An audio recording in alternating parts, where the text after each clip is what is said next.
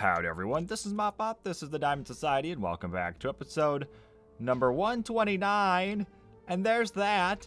You might be wondering why there's this big dirt wall behind me. And you might also be wondering why there's a whole bunch of golems here. I can take one guess, and I can say I pretty much expected this. If we turn around here, we are coming for you. Might want some walls. Well, I guess that was taken care of. And these are the golem banners, so we've got a bit of an infestation that we need to take care of right away here. We have been moderately pranked, and I can take one guess as to who that was. LolCorp CEO. I 100% expected this. Let's put the armor back on just in case this goes badly. Let's see how hard he trolled me here. If we go ahead and punch one of these things, we're good. Okay, so we can just walk through here and kill all of them. It might even be better just to walk through with a bucket of lava and start killing them that way. Man, this is going to take a long time. I'm lucky that he didn't troll me and just spawn a bunch by having villagers and letting them spawn that way, corral them all, and then bring them over here. That would have caused a much bigger problem because they would have reciprocated when I attacked. This is still going to take a while though, but loads of free iron, I suppose. So you can see that is all taken care of now. That's absolutely fantastic. And guess how much iron we got?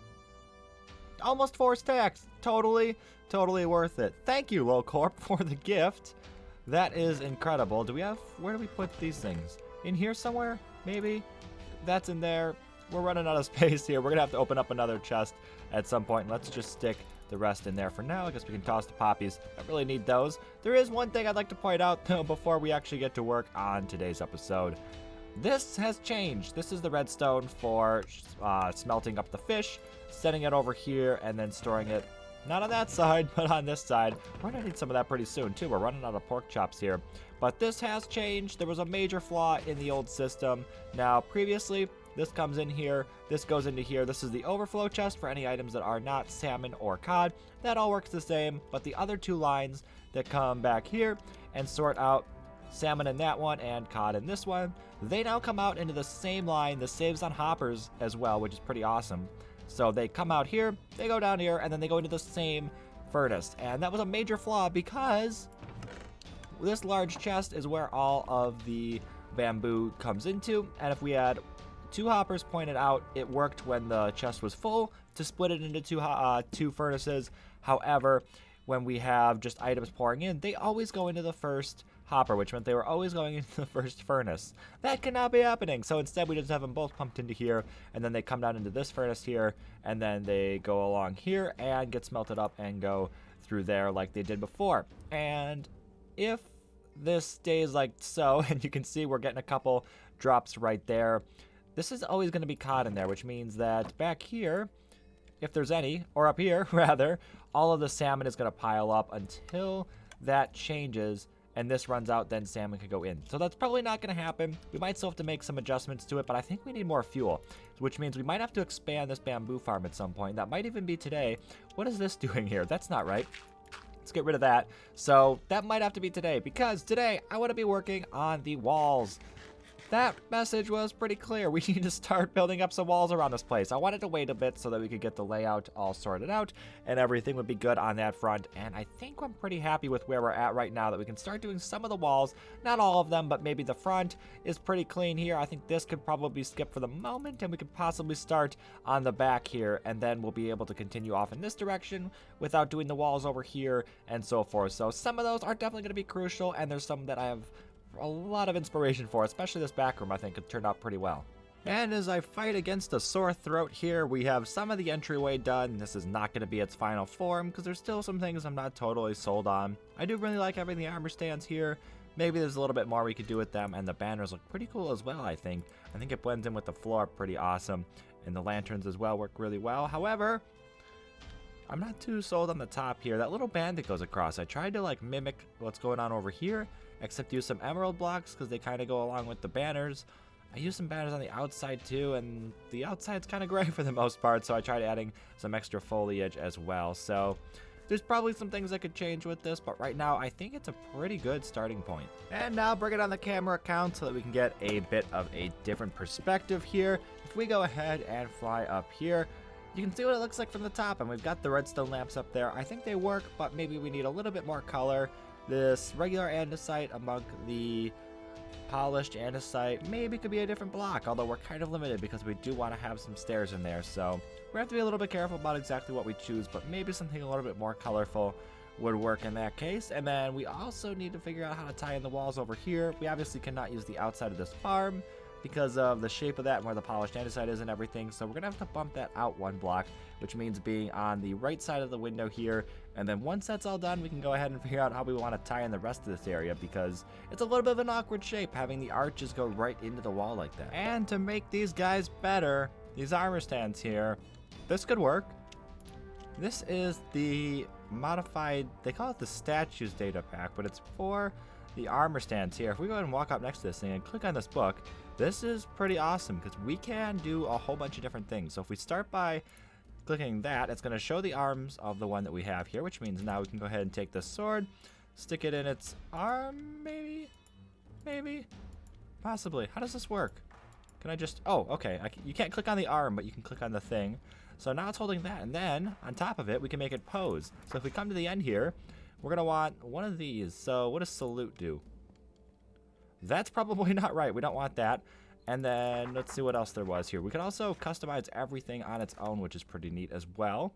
Is there something possibly where we can do like thou shalt not pass kind of thing? What's confident? How does that look? Okay, that's actually not terrible. It'd be cool if we got all 4 of these to do different ones as well.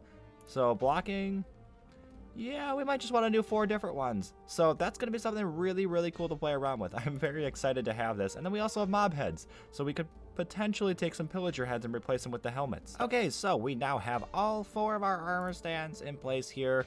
Did not do anything with the helmets yet because I don't have any heads.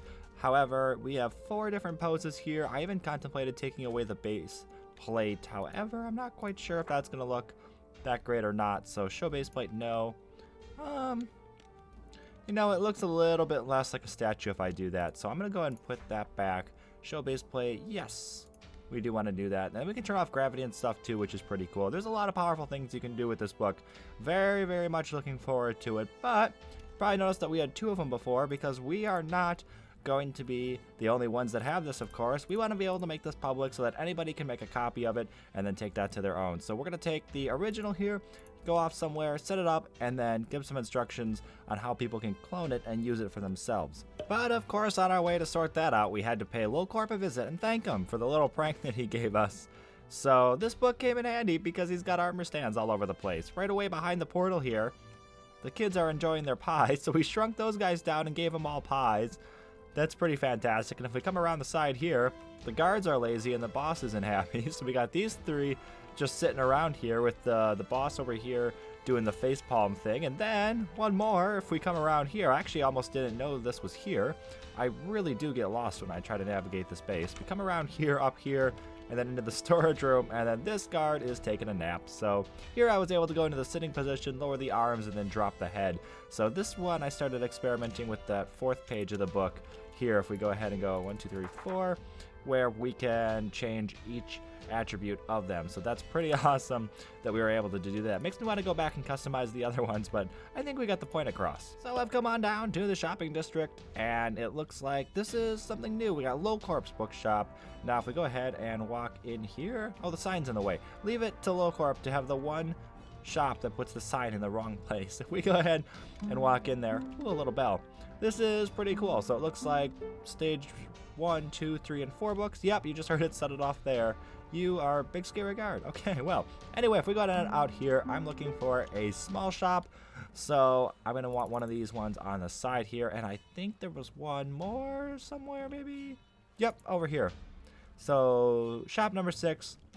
We got Mantis' Guardian, goodies on the left, or on the right rather, and shop 5 on the left. So if we go on in here, this is going to be the perfect spot to keep this extra book that people can copy. So we're going to need a design for this room. I'm going to go ahead and get cracking and see what I can come up with. Okay, so here we are. We have it. Custom armor stand book. And if we go ahead and walk in here, we've got this red carpet lead right up to the lectern with the book in it. And if we go ahead and take book and then open up our crafting inventory, you can go ahead and stick that in there with a book and quill and clone it and then just return it right there. So a couple instructions over here. Take the book or the lectern, clone and return as we just mentioned. And then on the other side, just to make it even, use this book to create custom armor stands, and then a couple of examples around here. So nothing super fancy going on here. Just wanted to make it pretty clear what was going on, and everything looks pretty neat. I think there's not, like I said, there's not a whole lot going on here. This did not take terribly long, but I am pretty happy that that's there now. That's awesome. Everybody can start using those things. So anyway, hopefully y'all have enjoyed. Go ahead and subscribe for more, and I'll see y'all next time.